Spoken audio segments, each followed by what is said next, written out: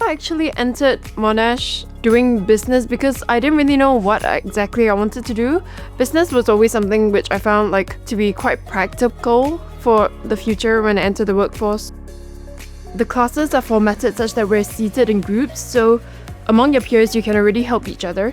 And then because there's in-class activities, the teachers are very willing to step up and answer any questions that you have. So I found that was really, really helpful. And also I found that even when I was sitting in class, I felt that the teachers really knew what they were talking about. Monash has prepared me really well to work well in a team for group work and do presentations. So public speaking isn't really my forte, but I feel like I've gotten a lot more comfortable with it through presentations and even just class activities where you have to speak up and present what you just did with your group.